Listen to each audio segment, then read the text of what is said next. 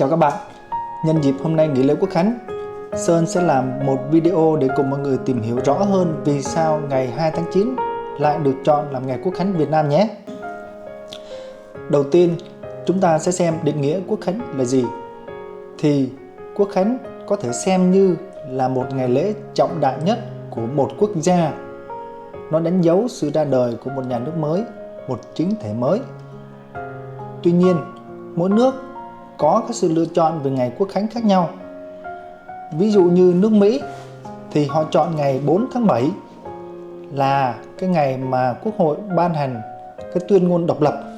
Còn Trung Quốc thì họ chọn ngày 1 tháng 10 năm 1949 là ngày mà Chủ tịch Mao Trạch Đông đọc tuyên ngôn độc lập, tuyên bố thành lập ra nước Cộng hòa Nhân dân Trung Hoa. Nhân民真和国，中央人民政府今天成立了。 Tại Pháp thì hơi khác một chút. Họ chọn ngày 14 tháng 7 là ngày kỷ niệm phá ngục Bastille, khởi đầu cho cuộc cách mạng Pháp và kết thúc chế độ phong kiến chuyên chế.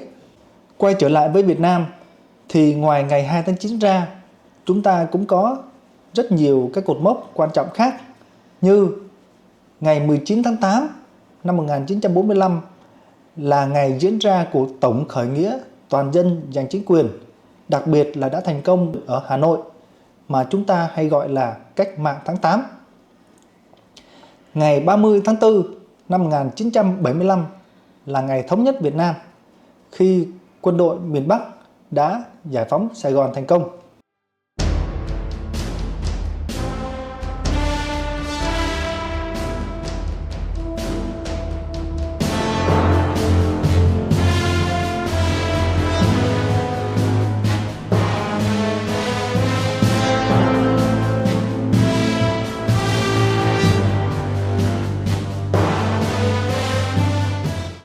Hay ngày 2 tháng 7 năm 1976 là ngày Quốc hội quyết định đổi tên nước từ Việt Nam Dân Chủ Cộng Hòa sang Cộng Hòa Xã hội Chủ nghĩa Việt Nam. Vậy cuối cùng, vì sao ngày 2 tháng 9 lại được chọn làm ngày Quốc khánh Việt Nam? Chúng ta sẽ tìm hiểu qua các tiền đề và lý do sau đây. Tiền đề đầu tiên chính là vào ngày 19 tháng 8 năm 1945, quân đội Việt Minh sau cuộc tổng khởi nghĩa toàn dân đã chính thức giành được chính quyền Hà Nội. Đó chính là cuộc khởi nghĩa cách mạng tháng 8. 3 ngày sau đó, vào ngày 22 tháng 8 1945, Ủy ban Dân tộc Giải phóng đã gửi một công điện yêu cầu vua Bảo Đại thoái vị, từ bỏ ngai vàng. Thực ra thì vào thời điểm đó, vua Bảo Đại cũng chỉ còn trên danh nghĩa thôi, chứ thực quyền hoàn toàn nằm trong tay phát xít Nhật. Sau đó vào ngày 25 tháng 8 năm 1945, Hoàng đế Bảo Đại đã đồng ý và chấp nhận thoái vị, trao lại quyền lực cho chính quyền cách mạng. Ông đã chính thức đọc chiếu thoái vị tại Ngọ Môn Huế vào ngày 30 tháng 8 năm 1945, kết thúc triều đại nhà Nguyễn, cũng như chế độ phong kiến hàng ngàn năm ở Việt Nam. Và đây chính là cái nền tảng quan trọng nhất để một chính thể mới có thể ra đời. Tiếp theo là tiền đề thứ hai cũng rất là quan trọng, chính là bối cảnh lúc đó như thế nào. Vào thời điểm đó cũng là lúc cuối cùng của chiến tranh thế giới thứ hai. Việt Nam lúc này đang nằm dưới sự kiểm soát của phát xít Nhật Bản. Tuy nhiên, sau khi Nhật bị Mỹ ném bom nguyên tử ở Hiroshima và Nagasaki vào ngày 6 tháng 8 năm 1945, cùng lúc đó, đạo quân Quan Đông hơn 1 triệu lính cực kỳ tinh nhuệ của Nhật Bản ở Mãn Châu, Trung Quốc cũng bị Liên Xô đánh bại, thì Nhật đã chính thức tuyên bố đầu hàng vào ngày 15 tháng 8 năm 1945. Và họ đã ấn định ngày ký văn kiện đầu hàng là ngày 2 tháng 9 năm 1945. Đây là cái sự kiện rất là quan trọng và có thể xem là mấu chốt. Chúng ta cần phải nhớ, đó chính là Nhật sẽ ký văn kiện đầu hàng quân đồng minh vào ngày 2 tháng 9 năm 1945. Bởi vì sau đó nó sẽ ảnh hưởng đến cái quyết định của Việt Nam chọn thời điểm đọc tuyên ngôn độc lập và thành lập nhà nước mới. Sau khi đầu hàng thì quân đội Nhật Bản ở Việt Nam nói chung là không còn ý chí chiến đấu mà chỉ muốn nhanh chóng rút quân về nước.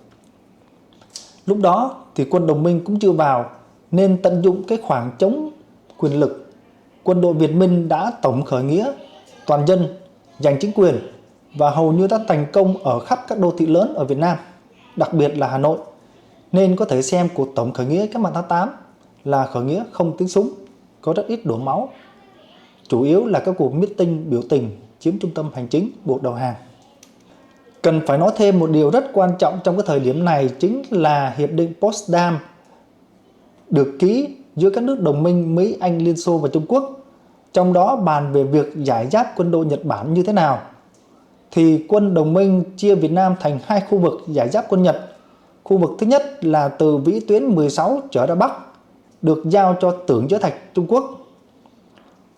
Khu vực thứ hai là từ vĩ tuyến 16 trở vào Nam thì giao cho Anh Quốc. Chính từ Hiệp định Potsdam này đã dẫn đến những hệ quả đau thương cho Việt Nam sau này, mở đường cho 20 vạn quân Tưởng Giới Thạch tiến vào Hà Nội, còn được gọi là sự kiện Hoa Quân nhập Việt. Nếu các bạn muốn tìm hiểu thêm về cái sự kiện này thì có thể lên trên mạng để xem, cũng khá là thú vị. Còn ở miền Nam thì quân Pháp đã dựa vào sự hỗ trợ của Anh để thành công tái chiếm Sài Gòn và sau đó mở rộng ra toàn vùng Nam Bộ. Bây giờ mình sẽ nói về các diễn biến chính sau khi Hiệp định Potsdam được thực hiện như sau. Theo sự phân công của các đồng minh, vào ngày 21 tháng 8 năm 1945, Tưởng Giới Thạch đã mang hơn 20 vạn quân tiến vào chiếm đóng hầu hết các thị trấn và thành phố của Việt Nam từ vĩ tuyến 16 trở ra. Lúc này là cái quãng thời gian thực sự rất là khó khăn cho chính phủ Việt Nam Dân Chủ Cộng Hòa vừa mới thành lập, còn rất non trẻ. Vì sao? Vì Tưởng Giới Thạch là một người cực kỳ ghét chủ nghĩa cộng sản, do chính bản thân ông cũng đang phải đối mặt với một cuộc nội chiến với lực lượng cộng sản đang lớn mạnh ở Trung Quốc, mà như các bạn biết là sau này đã giành được chính quyền Trung Quốc do Mao Trạch Đông lãnh đạo. Nhưng sau đó rất may mắn cho chính phủ Việt Nam Dân Chủ Cộng Hòa là sau một thời gian đàm phán thì vào ngày 28 tháng 2 1946, Trung Quốc và Pháp đã ký một cái hiệp định. Trong đó Trung Quốc đồng ý cho Pháp thay thế quân Trung Quốc ở miền Bắc Việt Nam. Đổi lại là gì? Pháp sẽ trả lại cho Trung Quốc các tô giới và nhượng địa của Pháp trên đất Trung Hoa. Và sau khi ký kết hiệp định, đến tháng 6 năm 1946, quân Trung Quốc đã hoàn toàn rút khỏi Việt Nam. Với cái nước cờ này thì Việt Nam Dân Chủ Cộng Hòa đã tránh được rất nhiều khó khăn khi quân Tưởng Giới Thạch đã rút về nước, còn quân Pháp thì mình có thể hòa hoãn lại để đàm phán từ từ. Tuy nhiên, Pháp lại được một cái lợi thế cực kỳ, đó là có thể mang quân ra Bắc một cách dễ dàng. Đến đây thì chắc các bạn cũng đã hiểu rõ vì sao Pháp sau khi bị Nhật đánh bại ở Việt Nam lại có thể dễ dàng quay lại tái chiếm sau Thế chiến thứ hai. Chỉ đến khi thua trận Điện Biên Phủ vào ngày 7 tháng 5 năm 1954 dưới sự lãnh đạo của Đại tướng Võ Nguyên Giáp thì Pháp mới thực sự sụp đổ tại Việt Nam và phải ký vào Hiệp định Geneva, chính thức công nhận một Việt Nam hoàn toàn độc lập. Giờ chúng ta sẽ trở lại câu hỏi vì sao ngày 2 tháng 9 lại được chọn là ngày Quốc khánh. Thì ngoài những gì Sơn đã nói ở trên còn có các lý do như sau. Chính quyền Việt Nam Dân Chủ Cộng Hòa đã tính toán rất kỹ lưỡng khi chọn ngày 2 tháng 9 năm 1945, đúng cái thời điểm mà Nhật Bản ký văn kiện đầu hàng quân đồng minh, để tuyên bố khai sinh nhà nước mới. Vì sao? Vì nếu chọn sớm hơn, Việt Nam có thể vẫn bị xem là nằm dưới sự bảo hộ của phát xít Nhật hoặc đang do Nhật quản lý. Còn nếu chậm hơn thì còn rủi ro hơn khi quân đồng minh tiến vào Đông Dương để giải giáp quân Nhật hợp pháp theo Hiệp định Potsdam, thì lúc đó phong trào cách mạng có thể bị coi chỉ là một lực lượng chống đối chứ không phải là một chính phủ độc lập hợp pháp. Vì vậy, ngày 2 tháng 9 năm 1945 chính là điểm mấu chốt vàng, vừa thoát khỏi cái bóng của Nhật, vừa đón đầu quân đồng minh và Pháp để khẳng định sự tồn tại hợp pháp của một quốc gia độc lập. dựa trên nguyên tắc dân tộc tự quyết. Còn một lý do khác cũng rất đáng chú ý và thú vị, đó là ngày 2 tháng 9 1945, chính là ngày Chủ nhật, tức là ngày nghỉ, có thể tạo điều kiện để kêu gọi đông đảo quần chúng tham gia. Và như chúng ta thấy, kết quả là hơn 500.000 người dân đã có mặt tại quảng trường Ba Đình, chứng kiến Chủ tịch Hồ Chí Minh trịnh trọng đọc bản tuyên ngôn độc lập, khai sinh ra nước Việt Nam Dân Chủ Cộng Hòa. Bây giờ, mình xin mời mọi người nghe toàn văn bản tuyên ngôn độc lập được Bác Hồ đọc ngày 2 tháng 9 năm 1945. Hỡi đồng bào cả nước, tất cả mọi người đều sinh ra có quyền bình đẳng, tạo hóa cho họ những quyền không ai có thể xâm phạm được. Trong những quyền ấy có quyền được sống, quyền tự do và quyền mưu cầu hạnh phúc. Lời bất hủ ấy ở trong bản tuyên ngôn độc lập năm 1776 của nước Mỹ. Suy rộng ra, câu ấy có ý nghĩa là tất cả các dân tộc trên thế giới đều sinh ra bình đẳng. Dân tộc nào cũng có quyền sống, quyền sung sướng và quyền tự do. Bản tuyên ngôn nhân quyền và dân quyền của cách mạng Pháp năm 1791 cũng nói: người ta sinh ra tự do và bình đẳng về quyền lợi và phải luôn luôn được tự do và bình đẳng về quyền lợi. Đó là những lẽ phải không ai chối cãi được. Thế mà hơn 80 năm nay, bọn thực dân Pháp lợi dụng lá cờ tự do, bình đẳng, bác ái đến cướp đất nước ta, áp bức đồng bào ta. Hành động của chúng trái hẳn với nhân đạo và chính nghĩa. Về chính trị, chúng tuyệt đối không cho nhân dân ta một chút tự do dân chủ nào. Chúng thi hành những luật pháp dã man. Chúng lập 3 chế độ khác nhau ở Trung, Nam, Bắc để ngăn cản việc thống nhất nước nhà của ta, để ngăn cản dân tộc ta đoàn kết. Chúng lập ra nhà tù nhiều hơn trường học. Chúng thẳng tay chém giết những người yêu nước thương nòi của ta. Chúng tắm các cuộc khởi nghĩa của ta trong những bể máu. Chúng ràng buộc dư luận, thi hành chính sách ngu dân. Chúng dùng thuốc phiện, rượu cồn để làm cho nòi giống ta suy nhược. Về kinh tế, chúng bóc lột dân ta đến xương tủy, khiến cho dân ta nghèo nàn thiếu thốn, nước ta siêu xác tiêu điều. Chúng cướp không ruộng đất, hầm mỏ nguyên liệu. Chúng giữ độc quyền in dây bạc, xuất cảng và nhập cảng. Chúng đặt ra hàng trăm thứ thuế vô lý, làm cho dân ta, nhất là dân cày và dân buôn, trở nên bần cùng. Chúng không cho các nhà tư sản ta ngóc đầu lên. Chúng bóc lột công nhân ta một cách vô cùng tàn nhẫn. Mùa thu năm 1940, phát xít Nhật đến Châm Lăng, Đông Dương để mở thêm căn cứ đánh đồng minh, thì bọn thực dân Pháp quỳ gối đầu hàng, mở cửa nước ta rước Nhật. Từ đó, dân ta chịu 2 tầng xiềng xích, Pháp và Nhật. Từ đó, dân ta cần cực khổ, nghèo nàn. Kết quả là cuối năm ngoái sang đầu năm nay, từ Quảng Trị đến Bắc Kỳ, hơn 2 triệu đồng bào ta bị chết đói. Ngày 9 tháng 3 năm nay, Nhật tước khí giới của quân đội Pháp. Bọn thực dân Pháp hoặc là bỏ chạy hoặc là đầu hàng. Thế là chẳng những chúng không bỏ được ta, trái lại trong 5 năm chúng đã bán nước ta 2 lần cho Nhật. Trước ngày 9 tháng 3, biết bao lần Việt Minh đã kêu gọi người Pháp liên minh để chống Nhật. Bọn thực dân Pháp đã không đáp ứng, lại thẳng tay khủng bố Việt Minh hơn nữa. Thậm chí đến khi thua chạy, chúng còn nhận tâm giết nốt số đông tù chính trị ở Yên Bái và Cao Bằng. Tuy vậy, đối với người Pháp, đồng bào ta vẫn giữ một thái độ khoan hồng và nhân đạo. Sau cuộc biến động ngày 9 tháng 3, Việt Minh đã giúp cho nhiều người Pháp chạy qua biên thủy, lại cứu cho nhiều người Pháp ra khỏi nhà giam Nhật và bảo vệ tính mạng và tài sản cho họ.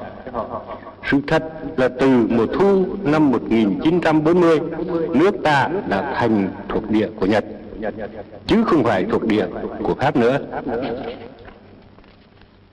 Khi Nhật hàng đồng minh, thì nhân dân cả nước ta đã nổi dậy giành chính quyền, lập nên nước Việt Nam Dân Chủ Cộng Hòa. Sự thật là dân ta đã lấy lại nước Việt Nam từ tay Nhật, chứ không phải từ tay Pháp. Pháp chạy, Nhật hàng, vua Bảo Đại thoái vị, dân ta đã đánh đổ các xiềng xích thực dân gần 100 năm nay để gây dựng nên nước Việt Nam độc lập.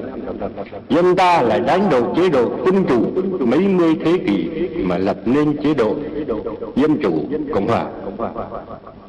Bởi thế cho nên chúng tôi lâm thời chính phủ của nước Việt Nam mới, đại biểu cho toàn dân Việt Nam, tuyên bố thoát ly hẳn quan hệ với Pháp, xóa bỏ hết những hiệp ước mà Pháp đã ký về nước Việt Nam, xóa bỏ tất cả mọi đặc quyền của Pháp trên đất nước Việt Nam. Toàn dân Việt Nam trên dưới một lòng kiên quyết chống lại âm mưu của bọn thực dân Pháp. Chúng tôi tin rằng các nước đồng minh đã công nhận những nguyên tắc dân tộc bình đẳng ở các hội nghị Tehran và Cựu Kim Sơn, quyết không thể không công nhận quyền độc lập của dân Việt Nam. Một dân tộc đã gan gốc chống ách nô lệ của Pháp hơn 80 năm nay, một dân tộc đã gan gốc đứng về phe đồng minh chống phát xít mấy năm nay.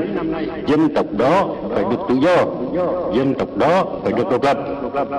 Vì những lẽ trên, chúng tôi, chính phủ lâm thời của nước Việt Nam Dân Chủ Cộng Hòa, trinh trọng tuyên bố với thế giới rằng nước Việt Nam có quyền hưởng tự do và độc lập, và sự thật đã thành một nước tự do độc lập. Toàn thể dân tộc Việt Nam quyết đem tất cả tinh thần và lực lượng, tính mạng và của cải để giữ vững quyền tự do độc lập ấy.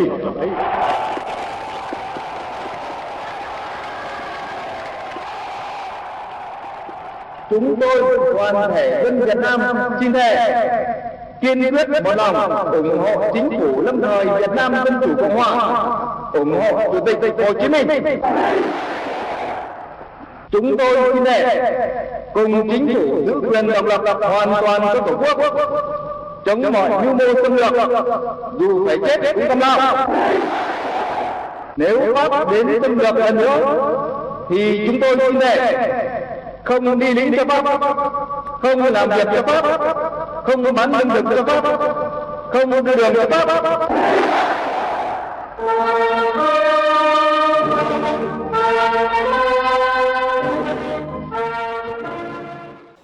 Trên thực tế, từ năm 1946 đến trước năm 1954, theo sắc lệnh 141B ngày 19 tháng 8 của chính phủ, thì kỷ niệm thắng lợi cách mạng tháng 8 từng được công bố là ngày Quốc khánh. Tuy nhiên đến năm 1954, cùng với sự thay đổi của tình hình đất nước, thì ngày 2 tháng 9 năm 1945, thời khắc Chủ tịch Hồ Chí Minh đọc tuyên ngôn độc lập, khai sinh ra nước Việt Nam Dân Chủ Cộng Hòa đã chính thức được lựa chọn làm Quốc khánh. Dấu mốc này được khẳng định trong Hiến pháp năm 1992 và tiếp tục ghi rõ trong Hiến pháp 2013. Hiện nay, theo Bộ Luật Lao động 2019 từ năm 2021, Quốc khánh được nghỉ 2 ngày, ngày 2 tháng 9 và một ngày liền kề, và nó thường được kết hợp cùng thứ Bảy, Chủ nhật để thành kỳ nghỉ lễ dài. Có thể nói ngày 2 tháng 9 đã trở thành cột mốc thời gian đặc biệt quan trọng gắn liền với sự hình thành và phát triển của nhà nước Việt Nam hiện đại. Mình cũng xin dừng tại đây. Nếu thấy video này có ích, hãy cho Sơn xin một like và đừng quên nhấn đăng ký kênh nhé. Xin cảm ơn và hẹn gặp lại.